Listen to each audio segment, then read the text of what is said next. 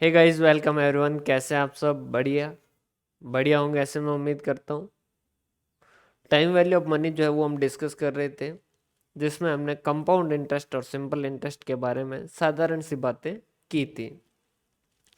और उसके अलावा एक छोटा सा होमवर्क भी दिया था, और उम्मीद है कि वो आप लोगों ने किया होगा। तो ये था, मैं करवा देता हूँ कि प्रेजेंट वैल्यू जो है वो कितना है। 1,000 रुपये। और फ्यूचर वैल्यू कितनी हो गई है? 1,000 रुपये। मतलब इंटरेस्ट का अमाउंट कितना है? 1,000 रुपये। क्लियर है? रेट 10% और टाइम है जो कैलकुलेट करना है। सिंपल इंटरेस्ट होगा तो क्या होगा, और कंपाउंड इंटरेस्ट होगा तो क्या होगा? तो सिंपल इंटरेस्ट में नॉर्मली हमारे पास फॉर्मूला किसका है? सिंपल इंटरेस्ट में हमारे पास फॉर्मूला है इंटरेस्ट का, जो कि क्या है? P×T×R/100। रेट का जो 100 है। प्रिंसिपल कितना है? 1,000 रुपये जमा किए थे। टाइम हमें पता करना है। रेट जो है वो 10% है, 10/100। इंटरेस्ट कितना कैल हुआ है? 1,000 पे 1,000 बन के 2,000 हो रहे हैं। तो 1,000 बराबर कितना हो जाएगा? ये हो गया 100T। टी कितना हो जाएगा? 1,000/100। तो टी बराबर 10। तो 10 साल के अंदर सिंपल इंटरेस्ट के हिसाब से 1,000 रुपया कितना हो जाएगा? 2,000। और सीधा सा कैलकुलेट भी कर सकते हो भाई, 1,000 पे 10% के हिसाब से एक साल का कितना बनता है? 100 रुपये। 1,000 पे 1,000 और कमाने हैं, तो एक साल में 100 रुपये, तो 10 साल के अंदर 1,000 रुपये। सिंपल में तो कोई चेंज होता नहीं। बात करें हम कंपाउंड इंटरेस्ट की, तो कंपाउंड इंटरेस्ट में हमारे पास नॉर्मली फॉर्मूला किसका है? फ्यूचर वैल्यू का, जो कि क्या है? Present value into 1+R⁻T। Future value कितना बनेगा? टोटल 1,000 का कितना बनाना है? 2,000। आज वैल्यू कितनी? 1,000। 1+10/100 की घात टी पता नहीं, समय हमें पता नहीं। 2,000 बराबर 1,000। ये इनका एलसीएम आ गया 100। तो ये 100+10 की पावर T। तो 2,000 बराबर 1,000 इंटू 110/100, सीधा कितना आएगा? 1.1 लिख देता हूँ सीधा, की पावर T। ये इधर मल्टीप्लाई में इस साइड जाते से क्या हो जाएगा? डिवाइड में हो जाएगा। तो 1.1 की पावर T बराबर कितना हो जाएगा? 2,000/1,000। तो ये हो जाएगा 1.1 की पावर T बराबर कितना हो जाएगा? 2 हो जाएगा। तो 1.1 की पावर T जो है वो कितना करे? तो दो कितने से आएगा? तो 1.1 इंटू 1.1 इंटू 1.1 इंटू ऐसा करते जाएंगे जब तक 2 ना आ जाए। तो ये हो गया 1.1, 1.21, फिर 1.33, फिर 1.46, फिर 1.61, 1.77, 1.94। फिर ये मतलब कि अप्रोक्सीमेटली 6.5 साल जो है वो लगेंगे। थोड़ा ऊपर नीचे बस सिर्फ ये समझाने के लिए कि किस तरीके से होगा। एग्जाम में आएगा तो इनकी वैल्यू दे रखी होगी, आपको लोड लेने की जरूरत नहीं।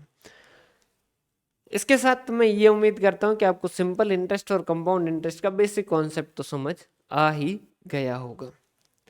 सर, एक्चुअल में चलता कौन सा है, सिंपल इंटरेस्ट या कंपाउंड इंटरेस्ट? आप खुद सोचिए कौन सा चलता होगा। सिंपल इंटरेस्ट ज़्यादा चलना चाहिए या कंपाउंड इंटरेस्ट? सर, हम तो अब क्या ही सोचें। क्यों भाई? ज़्यादा कौन सा चलना चाहिए भाई? अगर मुझे पता है कंपाउंड इंटरेस्ट में ब्याज ज़्यादा मिलेगा, तो क्या मैं मेरे दोस्तों को नहीं बताऊंगा? मेरे दोस्त उनके दोस्तों को नहीं बताएंगे? सबको नहीं पता चल जाएगा, तो क्या सारे के सारे कंपाउंड इंटरेस्ट जो वो नहीं मांगेंगे क्या? हाँ मांगेंगे। और लॉजिकल भी है भाई, एक टाइम हो गया उसके बाद ब्याज का पैसा है, उसके ऊपर भी तो ब्याज दो। समझ पा रहे हो बात? नहीं दे रहे हो, मेरे को दे दो, मैं वापस दूसरी बार जमा करवा दूंगा। क्लियर है? तो सिंपल इंटरेस्ट आज के टाइम में थ्योरेटिकल है। एक्चुअल में कैलकुलेशन उसकी जो थ्योरी थ्योरी के अंदर होती है, बाकी प्रैक्टिकल लाइफ के अंदर सिंपल इंटरेस्ट ना के बराबर होता है। इस चैप्टर में भी आगे हम जब भी पढ़ेंगे तो नॉर्मली कंपाउंड इंटरेस्ट ही पढ़ेंगे। सिंपल इंटरेस्ट जो वो सिर्फ इतने तक का ही एक बार कॉन्सेप्ट है, इससे ज़्यादा सिंपल इंटरेस्ट पे आपको ज़्यादा क्वेश्चन न बनते हैं न पढ़ा जाता है। अब हम बात करते हैं कंपाउंड इंटरेस्ट का। उससे पहले देखिए, ये जो प्रेजेंट वैल्यू होती है, प्रेजेंट वैल्यू मतलब आज की जो वैल्यू है, भाई मात्राएं अगर ऊपर इधर उधर हो तो वो छोड़ दीजिएगा ना, और ये है फ्यूचर वैल्यू, मतलब कि आगे वाले टाइम। आज की वैल्यू को अगर फ्यूचर वैल्यू में लेके जाते हैं तो इसे आप क्या कहते हैं? कंपाउंडिंग। इसे क्या कहा जाता है? कंपाउंडिंग। और फ्यूचर वैल्यू से आप अगर प्रेजेंट वैल्यू कैलकुलेट करते हैं तो इसे क्या कहते हैं? डिस्काउंटिंग। सर फ्यूचर वैल्यू से प्रेजेंट वैल्यू कैसे कैलकुलेट करते हैं, समझिएगा। अगर मान लीजिए आपसे पूछा जाए, अगर आपसे पूछा जाए कि आज से 5 साल बाद आपको 1,000 रुपये चाहिए, टाइम कितना? 5 साल बाद। रेट मार्केट में चल रही है 10%, और कंपाउंडिंग जो है वो 10% पर एनम आगे लिखा होता है। जैसे रेट एक तो 10% लिखा और एक 10% पर एनम लिखा, दोनों में फर्क क्या क्या कुछ? सर इसमें पर एनम लिखना भूल गए ऊपर वाले हम। नहीं, ऐसा नहीं है भाई। 10% और 10% पर एनम का मतलब क्या है? 10% पर एनम लिखा है मतलब कि पूरे साल का 10% है। अगर मान लीजिए आधा साल ही रखा, अगर 6 मंथ ही रखे तो कितना ब्याज मिलेगा? 5%। अगर 3 महीने ही रखा और 3 महीने का ब्याज कितना मिलेगा? 2.5%। या फिर 9 मंथ रखा तो उस केस के अंदर कितना मिलेगा? 7.5%। अगर सिर्फ 10% लिखा है तो उस केस के अंदर ब्याज जो कितना है? 10% है। चाहे आप 3 महीने रख रहे हैं, 3 मंथ, तो भी 10% है। अगर आप 6 मंथ रख रहे हैं तो भी 10% है। और अगर 9 मंथ रख रहे हैं तो भी 10%। समझ पा रहे बात? तो पर एनम एक्चुअल में पर एनम ही चलता है, सिर्फ परसेंटेज तो लिखा ही नहीं होता, पर एनम ही होता है। और नॉर्मली नहीं भी लिखा होता है तो हम पर एनम ही मानते हैं। इसका मतलब ये कि 10% ब्याज मिलेगा पूरे साल का। अगर कम पीरियड है तो उसके हिसाब से कम मिलेगा। ठीक है। कंपाउंडिंग जो होती है वो एनुअली हो रही है। अब कंपाउंडिंग एनुअली, सेमी एनुअली वगैरह वो सारा हम आगे और डिस्कस करेंगे। क्लियर है? कंपाउंडिंग जो है वो एनुअली है। आपसे पूछा गया है कि प्रेजेंट वैल्यू बताइए, या फिर क्वेश्चन आपको सीधा मैं और अच्छे से क्लियर करूं तो ये है कि मुझे आज से 5 साल बाद 1,000 रुपये चाहिए, बैंक मुझे 10% ब्याज दे रहा है, बताओ मैं कितना पैसा जमा करवाऊं? तो हम क्या कहेंगे कि सर हमें पता है future value is equal to क्या होता है? Present value into 1 + r⁻t। Clear?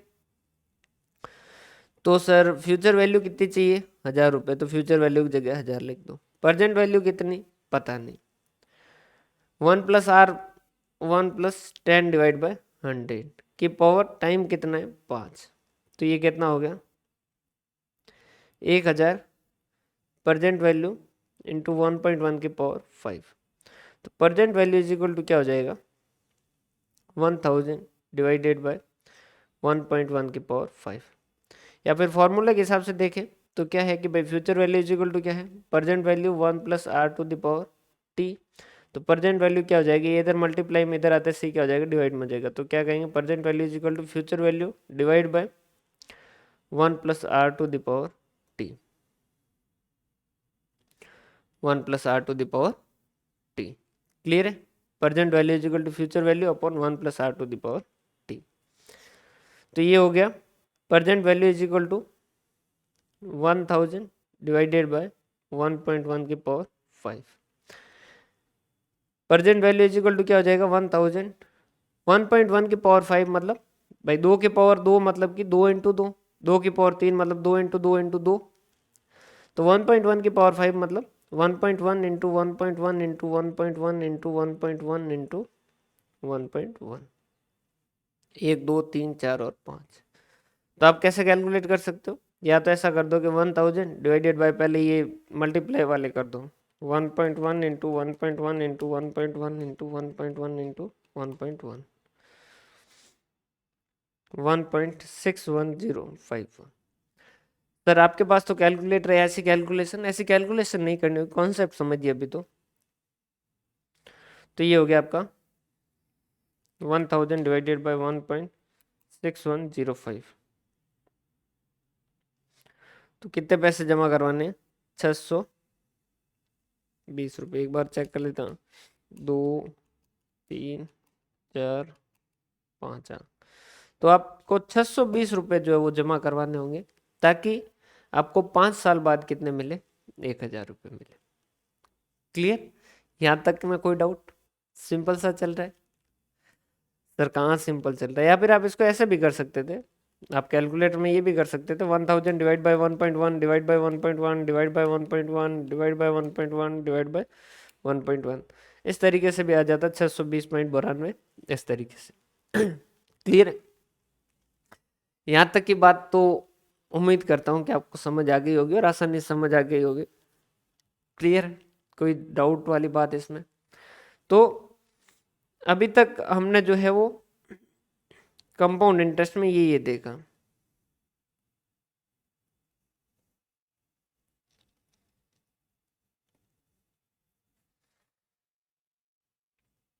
Future value is equal to present value 1 plus r to the power t। present value is equal to future value upon 1 plus r to the power t। अब आगे जो है वो बात करेंगे हम annuity की। आगे जो बात करेंगे वो करेंगे एन्युटी की। यहाँ एक बार एन्युटी की बात कर लेते हैं, फिर ढेर सारी प्रैक्टिस करेंगे ताकि आपको एन्युटी का पूरा कॉन्सेप्ट अच्छे से समझ आ जाए।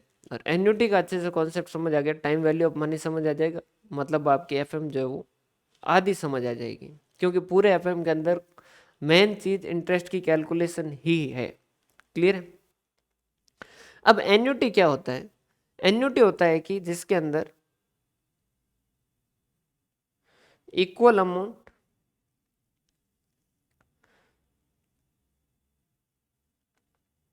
And equal interval.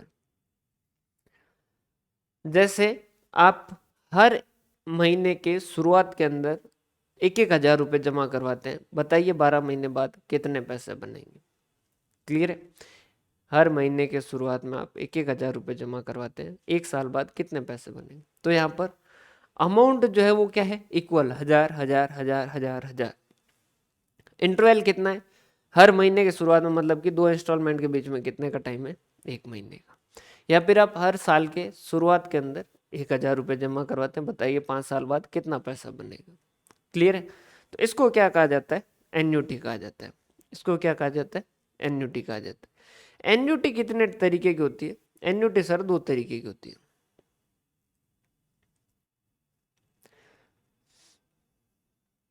Annuity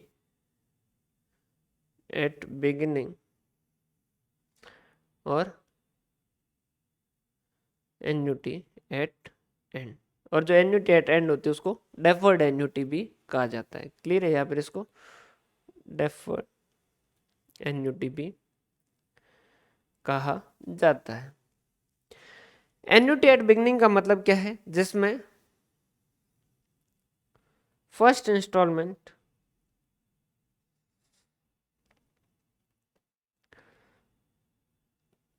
first period के बिगिनिंग के अंदर जो है वो दी जाती है,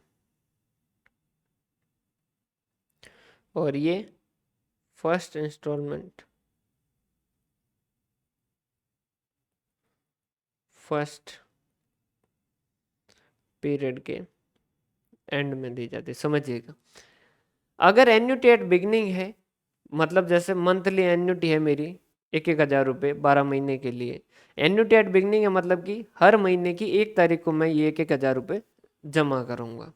और डेफर्ड एन्युटी है या एन्युटी एट एंड है, तो उस केस के अंदर ये मैं हर महीने के अंत में जमा कराऊंगा, मतलब कि 30 31 जो भी है महीने जितने का है उस तारीख को मैं जमा करूंगा। क्लियर है? सिर्फ फरवरी 28 को, तब ऐसी बकवास नहीं करें, उससे अभी कोई खास अपने को फर्क पड़ेगा नहीं, अपन 30 दिन का महीना मान के चलेंगे। क्लियर है? पहले एन्युटी छोड़ते हैं, बिल्कुल सिंपल सी कैलकुलेशन करते हैं।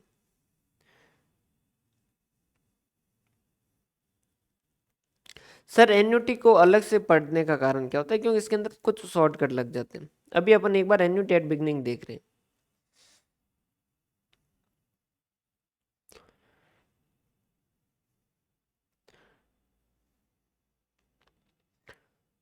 नंबर ऑफ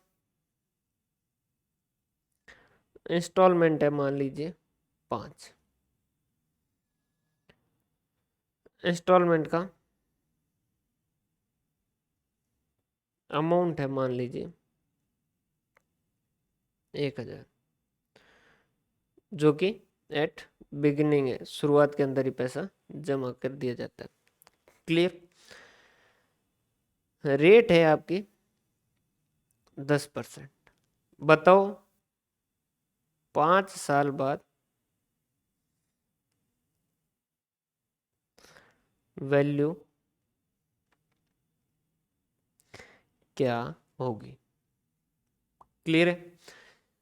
क्वेश्चन फिर से समझ लीजिएगा। मैं एक बंदा 1,000 रुपये 5 साल तक हर साल के शुरुआत में बैंक में जमा करवा रहा हूँ। बैंक मुझे 10% का ब्याज देती है। सर सिंपल इंटरेस्ट है कंपाउंड इंटरेस्ट? फिर से मत पूछना, अब कंपाउंड इंटरेस्ट ही होता है। सिंपल इंटरेस्ट सिर्फ क्वेश्चन स्पेसिफिकली कहे तो, जो कि बहुत रेयर है, कभी कभार किसी दिन किसी एग्जामिनर का मूड हो जाता है तो सिंपल इंटरेस्ट का फॉर्मूला पूछ लेता, बाकी कंपाउंड ही चलता है। क्लियर है? मैं हर साल के शुरुआत के अंदर 1,000 रुपये जमा करवा रहा हूँ आने वाले 5 साल तक। तो 5वें साल के अंत में, 5वें साल के अंत में मेरा कितना पैसा बनेगा? 5 ईयर के 5th ईयर के एंड में, ठीक है, कितना पैसा बनेगा? छोड़ो एन्युटी, कुछ भी नहीं है, अपन सीधा देखते हैं। 0 1 2 3 4 और 5। 0 मतलब आज, पहले साल के इंस्टॉलमेंट में कब जमा करूंगा? क्यों? क्योंकि मैं एन्युटी एट बिगनिंग है, तो पहले इंस्टॉलमेंट में आज ही जमा करूंगा। आज जमा करूंगा कितने? 1,000 रुपये। अब इस पे ब्याज कितने साल का मिलेगा? पहले साल का मिलेगा क्या? हाँ, आज जमा करवा दिया तो पहले साल का पूरा ब्याज मिलेगा। दूसरे साल का मिलेगा क्या? हाँ, दूसरे साल का मिलेगा। तीसरे साल का मिलेगा क्या? हाँ, तीसरे साल का मिलेगा। चौथे साल का मिलेगा क्या? मिलेगा। और 5वें साल का मिलेगा क्या? मिलेगा। तो इस पे टोटल ब्याज कितना मिलेगा? इंटू 1.1 की पावर 5। कोई डाउट? दूसरे इंस्टॉलमेंट में कब जमा करूंगा? दूसरे साल के शुरुआत में। फर्स्ट लिखा है इसका मतलब समझिएगा, फर्स्ट लिखा है मतलब कि पहले ईयर के अंत में। सर 0 लिखा है मतलब आज। 1 लिखा है मतलब कि पहले साल के अंत में या दूसरे साल के पहले दिन। जो दूसरे साल के पहले दिन में पैसा जमा करूंगा, उस पर कितने साल का पैसा मिलेगा? पहले साल का ब्याज मिलेगा क्या? नहीं, दूसरे साल के शुरुआत में ही जमा करवा रहा हूँ, तो दूसरे साल का ब्याज मिलेगा क्या? मिलेगा। तीसरे साल का मिलेगा क्या? मिलेगा। चौथे का मिलेगा क्या? मिलेगा। 5वें का मिलेगा क्या? मिलेगा। दूसरे साल के शुरुआत में जमा करवाऊंगा तो दूसरे साल का मिलेगा क्या? हाँ जी। तीसरे साल का? हाँ जी। चौथे साल का? हाँ जी। दूसरे साल की शुरुआत में कर रहा हूं तो दूसरे का, तीसरे का, चौथे का।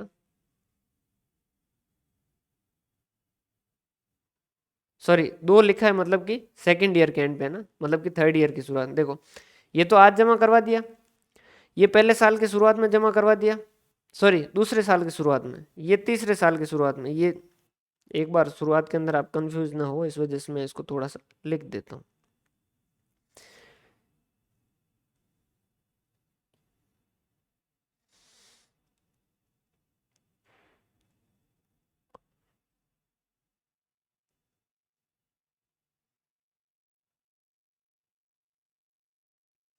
ये पैसा कब जमा करवाया है? मैंने आज जमा करवाया है। ये कब करवाया है? फर्स्ट ईयर के एंड पे कह सकते हो या सेकंड ईयर के बिगनिंग में कहा जा सकता है, कि दूसरे साल के शुरुआत के अंदर। 2 लिखा है मतलब क्या है? सेकंड ईयर के एंड पे या फिर इसे कह सकते हो थर्ड ईयर के बिगिनिंग में। इनको एक बार समझ लीजिएगा किस तरीके से पढ़ा जाता है, ताकि आगे फिर इसके बारे में अपन बात नहीं करेंगे। ये थर्ड ईयर के एंड या फोर्थ का कह सकते हो बिगनिंग, ये फोर्थ के एंड या इसे कहा जा सकता है फिफ्थ के बिगनिंग। ये 5 इंस्टॉलमेंट है, ये मेरी पहली इंस्टॉलमेंट है, ये मेरी दूसरी है, ये मेरी तीसरी इंस्टॉलमेंट, ये मेरी चौथी इंस्टॉलमेंट और ये मेरी पांचवी। 5 इंस्टॉलमेंट जमा करवाए जो मैंने थर्ड ईयर के बिगनिंग में करवाई। उसमें तीसरे साल का ब्याज मिलेगा क्या? हाँ। चौथे साल का मिलेगा क्या? हाँ। पांचवें साल का मिलेगा क्या? हाँ। उससे आगे वाले की बात करें अगर, तो उस केस के अंदर यहाँ देखिएगा, चौथे साल के शुरुआत में कर रहे हो तो चौथे साल का ब्याज मिलेगा क्या? हाँ। पांचवें साल का मिलेगा क्या? हाँ। पांचवें साल के शुरुआत में जो पैसा जमा करवा रहे हो उस पर पांचवें 1 साल का ही ब्याज मिलेगा। कोई इसमें डाउट वाली बात है क्या? नहीं, बिल्कुल सिंपल। जो अपन ने कंपाउंड इंटरेस्ट जो कहा था कि भाई मैं 5 साल है, हर साल जो वो 1-1 हज़ार जमा करवा रहा हूँ। जो मैंने आज जमा करवाए, आज पहले ही साल की शुरुआत में जमा करवा दिए, इसलिए पहले साल का ब्याज मिलेगा, दूसरे का, तीसरे का, चौथे का और पांचवे का। फिर दूसरे इंस्टॉलमेंट में कब जमा करवाऊंगा? दूसरे साल के शुरुआत में। जैसे लिखा कैसे जाता है, 1 लिखा जाता है मतलब कि पहले साल के अंत में, 1 लिखा है उसका मतलब कि फर्स्ट ईयर के एंड पे, 2 लिखा मतलब सेकंड ईयर के एंड पे, 3 लिखा मतलब थर्ड ईयर के एंड पे, 0 लिखा है मतलब आज। क्लियर है? तो दूसरे साल के शुरुआत में जमा करवाऊंगा तो दूसरे साल में तीसरे साल का, चौथे साल का और पांचवें साल का ब्याज मिलेगा। तीसरे साल की शुरुआत में करवाऊंगा तीसरे का, चौथे का, पांचवें का, और फिर चौथे साल की शुरुआत चौथे का और पांचवें का 2 साल का, और पांचवें साल में शुरुआत में जमा करवाऊंगा उस पर 1 साल का ही ब्याज मिलेगा। तो टोटल मेरा पैसा कितना बनेगा? तो इन सबको क्या कर दूं, अगर मैं इन सब का अगर मैं टोटल कर देता हूं तो वो मेरी क्या बन जाएगी, इनकी वैल्यू बन जाएगी, जो कि कितना है देखो, 1 हज़ार इंटू 1.1, 1100।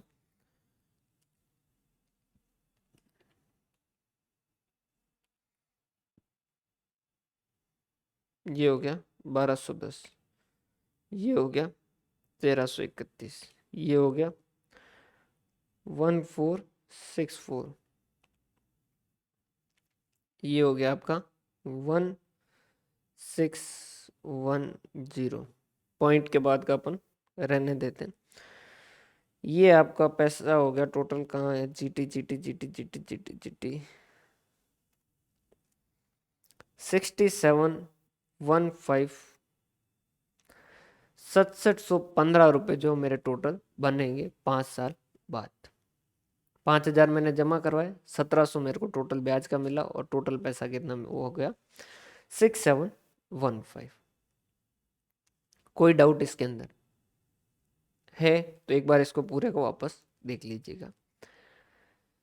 थोड़ा धीरे धीरे चलिएगा शुरुआत के अंदर, क्योंकि एक बार आप सीख गए भाई, गाड़ी जब चलाते हो तो शुरुआत के अंदर जब तक सीख रहे हो तब तक आपको धीरे चलानी पड़ेगी। एक बार सीख लोगे फिर आपका एक्सीलेटर है, आप जितनी रेस चाहे उतना दबाओगे, कोई दिक्कत नहीं होगी। लेकिन जब सीख रहे हो तब ज़्यादा स्पीड के अंदर मत चलाइएगा, नहीं तो गाड़ी जो है वो एक्सीडेंट होगा। तो अभी सीख रहे हो, अभी इसको धीरे धीरे समझिएगा। क्लियर है? अगर यहीं पर एन्युटी एट एंड होता,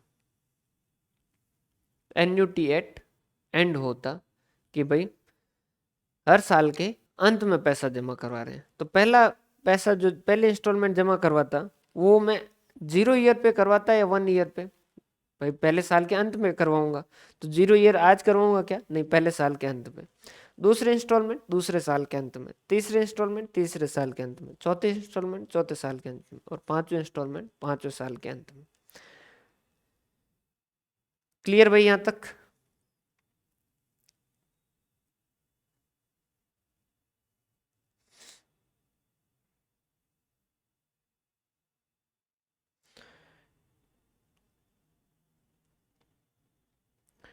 ये है जो पहले साल के अंत में जमा करवाया पैसा 1 हज़ार रुपये, ये दूसरे साल के अंत में जमा करवाया पैसा 1 हज़ार, ये तीसरे साल के अंत में, और ये चौथे साल के अंत में, और ये पांचवें साल के अंत में।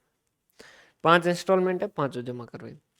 पहले साल के अंत में जो पैसा जमा करवाऊंगा उस पे ब्याज किसका मिलेगा? पहले साल का मिलेगा क्या? नहीं, पहले साल के अंत में पैसा जमा करवाया तो पहले साल का ब्याज तो नहीं मिलना है। दूसरे साल का, तीसरे साल का, चौथे साल का और पांचवें साल का, कितने साल का ब्याज मिलेगा? 4 साल का। तो 1.1 की पावर 4।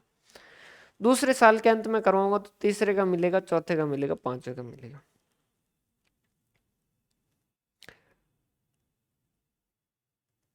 तीसरे साल के अंत में तो चौथे का और पांचवें का, चौथे साल के अंत में तो पांचवें का। पांचवें साल के अंत में जो पैसा जमा करवाऊंगा उस पे कितने का ब्याज मिलेगा? एक भी पैसा नहीं मिलेगा ब्याज का, क्योंकि पांचवें साल के अंत में जमा करवा रहा हूँ और पांचवें साल के अंत में पता करना है कि मेरे को कितना पैसा बन रहा है।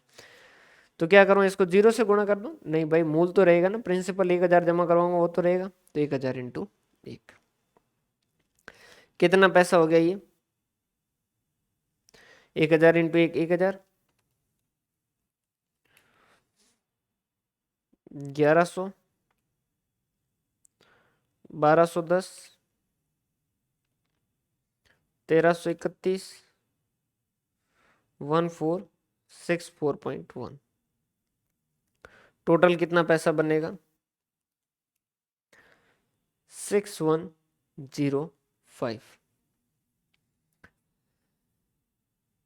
एक बार यहाँ तक का वापस देख लीजिएगा, समझ लीजिएगा। शुरुआत के अंदर आप खुद सोच रहे होंगे कि सर इतना क्यों स्लो चल रहे हो, लेकिन उसका कारण है। एक बार आप इसको पूरा कॉन्सेप्ट अच्छे से समझ लीजिए। यकीन मानिएगा, एफएम के अंदर आपको सारे फॉर्मूले का मैं रीजन बताऊंगा कि ये फॉर्मूला इस तरीके से क्यों बना है। वो सारे इंटरेस्ट के कैलकुलेशन के अलावा एफएम के अंदर मेन कुछ है ही नहीं।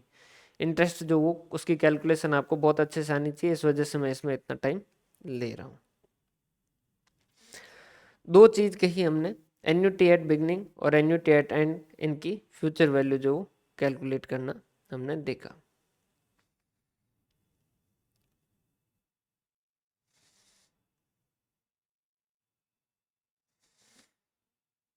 सर जैसे अपन अलग अलग ही कैलकुलेट कर रहे हैं, यहाँ भी अलग अलग ही कैलकुलेट किया इस वाले केस में, ये वाले केस में, और यहाँ भी आपने अलग अलग कैलकुलेट किया। तो फिर इसको एन्युटी एट बिगनिंग को और एन्युटी एट एंड को अलग से क्यों पढ़ते हैं, समझाते हैं। इनके अंदर क्या होगा, कुछ शॉर्टकट जो है वो बन जाएंगे। शॉर्टकट कैसे?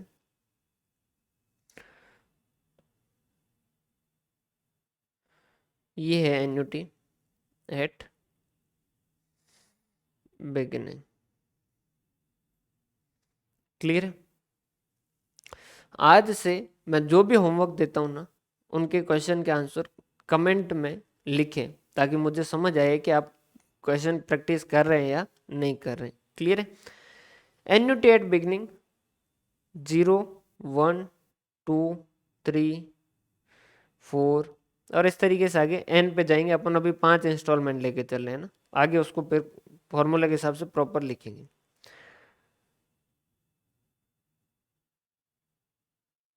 अमाउंट हम मान लेते हैं, इंस्टॉलमेंट का अमाउंट मान लेते हैं।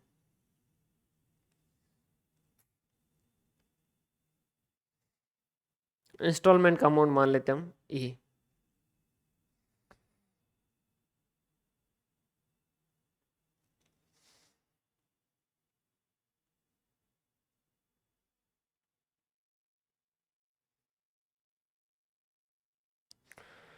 पांच इंस्टॉलमेंट है तो 0, 1, 2, 3 और 4 पे होगी।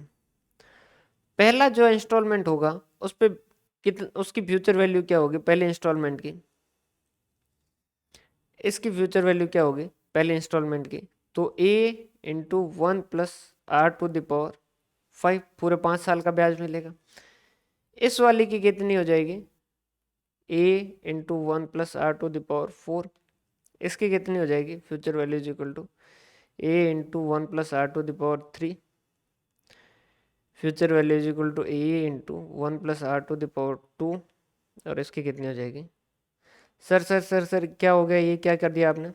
अरे कुछ नहीं भाई, यहाँ पर जैसे 1000 रुपये था, 1000 की जगह हम क्या कर रहे हैं, अगर ए मानते हैं तो उस केस के अंदर क्या हो जाएगा, a इंटू 1 + r⁵ 4, 3, 2, 1। तो टोटल फ्यूचर वैल्यू क्या होगी? a into 1 + r⁵ plus a into 1 + r⁴ plus A into 1 + r⁴ plus A into 1 + r⁴ 2 multiply sorry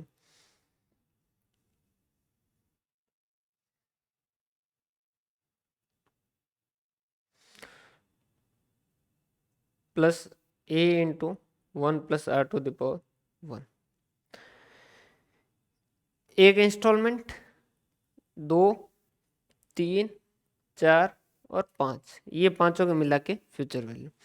sir इसको अलग से पढ़ाने का कारण क्या है? अब यहाँ पर क्या होता है, इसके कुछ शॉर्टकट बनते हैं। शॉर्टकट कैसे कि एन्युटी के अंदर आप सीधी कैलकुलेशन जो वो कर पाएंगे। कैसे सर बताइए? देखो ए सब में है क्या?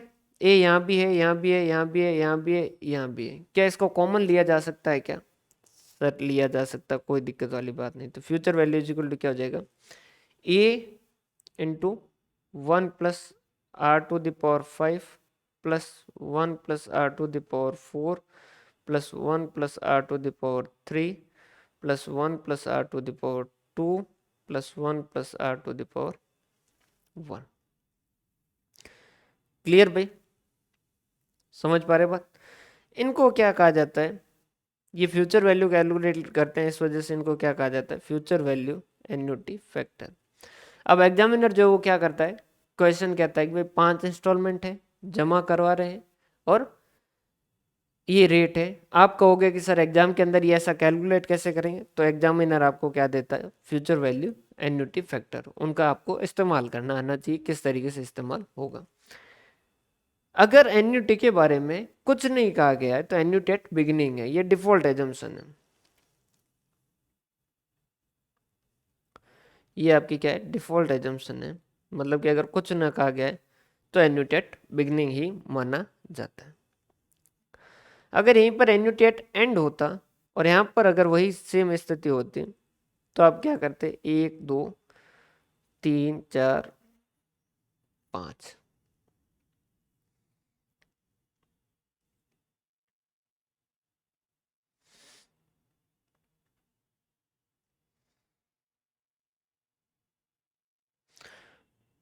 पहले इंस्टॉलमेंट जो है वो पहले साल के अंत में करते हो, मान लीजिए वो ए है, तो इस पे ब्याज कितना मिलेगा? 4 इंस्टॉलमेंट है तो 1 + r⁴ 4, ए इंटू 1 + r⁴ 3, ए इंटू 1 + r⁴ 2, ए इंटू 1 + r⁴ 1, ए इंटू 1। टोटल फ्यूचर वैल्यू कितनी बनेगी भाई? तो टोटल फ्यूचर वैल्यू बनेगी ए इंटू 1 + r⁴ प्लस ए इंटू 1 + r⁴ प्लस ए इंटू 1 + r⁴ 2 प्लस ए इंटू 1 + r⁴ 1 और ए इंटू लास्ट के अंदर 1। ए कॉमन लिया जा सकता है क्या? ए कॉमन लिया जा सकता है, तो कितना हो जाएगा? 1 + r⁴ plus 1 + r⁴ plus 1 + r⁴ 2 plus 1 + r⁴ 1 plus 1। ये भी क्या है? Future value annuity factor. ये भी क्या है सर? तो फिर उसमें और इसमें फर्क क्या है? वो क्वेश्चन अगर डेफर्ड एन्युटी देगा, वैसे नॉर्मली डेफर्ड एन्युटी बहुत कम होता है और ना इसका इस्तेमाल होता है, लेकिन अगर वो देगा तो उसके इसके अंदर ये कहेगा कि डेफर्ड एन्युटी की फ्यूचर वैल्यू एन्युटी फैक्टर है। क्लियर है भाई? यहाँ तक की कोई डाउट? यहाँ तक का समराइज कर लें तो अगर कोई एन्युटी है और उस एन्युटी के आपको फ्यूचर वैल्यू कैलकुलेट करनी है, क्या कैलकुलेट करनी है? फ्यूचर वैल्यू कैलकुलेट करनी है, तो उस केस के अंदर आपके पास दो ऑप्शन बनते हैं कि सर एन्युटी कौन सी है। तो एन्युटी हो सकता है कि डेफर्ड एन्युटी और एन्युटी एट बिगनिंग है। अगर मान लीजिए वो एन्युटी एट बिगिनिंग है और ये एन्युटी एट एंड है। क्लियर? तो इनकी किस तरीके से होगी future value? A into 1 + r⁴n plus 1 + r⁴ sorry 1 plus r to the power 1, 1 plus r to the power 2, 1 plus r to the power 3, ऐसा करते करते 1 plus r to the power n तक जाओगे। सर समझ नहीं आया, अभी बताते हैं। Future value is equal to इस वाले केस में क्या होगा, a into 1 plus r to the power 1, 1 plus r to the power 2, 1 plus r to the power n minus 1, यहाँ तक जाएंगे। समझिएगा, देखो ये थी आपकी एन्युटी एट बिगनिंग, ये थी आपकी एन्युटी एट बिगनिंग वाला केस। तो यहाँ पर 1 plus r to the power 1, 1 plus r to the power 2, 3, 4 और 5। n क्या है, नंबर ऑफ इंस्टॉलमेंट। 5 इंस्टॉलमेंट थी तो पावर कहाँ तक गई, 5 तक गई। तो अगर एन्युटी एट बिगनिंग है तो कहाँ से शुरू होगा, 1 plus r to the power 1, 2, 3, 4, 3 और n मतलब 5 इंस्टॉलमेंट है तो 5 तक जाएगा। यहीं पर अगर एन्युटी एट एंड था तो उस केस के अंदर शुरुआत कहाँ से, 1 से, और अल्टीमेटली गए कहाँ, 5 इंस्टॉलमेंट थी तो पावर 5 तक गई है क्या, नहीं 4 तक। 4 क्या है, n माइनस 1। n माइनस 1 क्यों हुआ, क्योंकि एक इंस्टॉलमेंट ऐसी है, अगर एन्युटी एट एंड है तो एक इंस्टॉलमेंट ऐसी है जिसके ऊपर ब्याज मिलेगा ही नहीं। क्यों, क्योंकि वो लास्ट टाइम के अंदर ही जमा होगी, उस दिन कोई ब्याज मिलेगा नहीं। तो इनकी फ्यूचर वैल्यू इस तरीके से कैलकुलेट की जाती है। क्लियर है। एक एग्जांपल मैं आपको एक होमवर्क देता हूँ, इसको खुद से ट्राई कीजिएगा, तभी आपको ये समझ आएगा, और इसकी प्रैक्टिस भर भर के कीजिएगा तभी जाके आपको समझ आएगा। आपके होमवर्क जो है वो लिखिए, रेट 10% और नंबर ऑफ इंस्टॉलमेंट जो है वो 4, अमाउंट ऑफ इंस्टॉलमेंट जो है वो आपका है 20,000। Calculate value of annuity at the end of 4th year if sorry, case A, annuity at beginning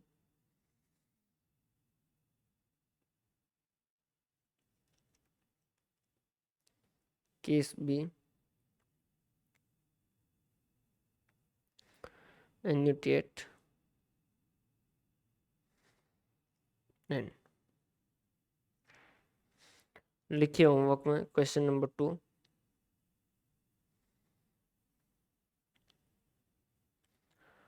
Ram want 5 lakh after 5 at the end of 5th year। How much he should invest annually so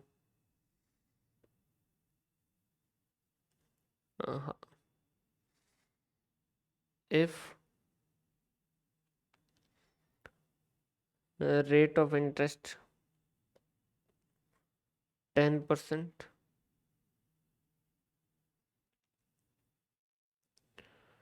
और इसमें भी 2 case लिख दीजिएगा। Case A annuity at beginning और case B annuity at end. दूसरा वाला question समझा देता हूँ। राम नाम का एक बंदा है जिसको आज से 5 साल बाद में 5वें साल के अंत में 5 लाख रुपए की जरूरत है। बैंक में गया, उसने पूछा कि रेट ऑफ इंटरेस्ट क्या है, उसने बैंक वाले ने कहा 10%। अब वो चाहता है कि हर साल वो कुछ कुछ पैसा जमा कराए। तो कितना कितना पैसा जमा करवाए ताकि उसके टोटल 5 लाख बन जाए। दो केस के अंदर अगर एन्युटी एट बिगनिंग के हिसाब से जमा करवाए तो कितने कितने जमा करवाने, और एन्युटी एट एंड के हिसाब से जमा करवाए तो कितने कितने करवाने। दोनों होमवर्क कीजिएगा। अभी शुरुआत के अंदर अपन इस वीक जो है वो ये दो ही जो है वो सब्जेक्ट लेके चलेंगे, क्योंकि एक्चुअल में मेरे को 9, 10, 11 और 12 ये 4 दिन मेरे को थोड़ा बाहर रहना पड़ेगा, कोई पर्सनल फैमिली रीजन की वजह से। तो अकाउंट अभी शुरू करके अपन बीच में डिस्टर्ब हो उससे अच्छा है कि अभी एक बार इतना ही चलने देते हैं। क्लियर है? बहुत बहुत धन्यवाद। हंसते रहे, मुस्कुराते रहे, पढ़ते रहे, होमवर्क करें और इनके आंसर जो कमेंट के अंदर लिखे। बहुत बहुत धन्यवाद।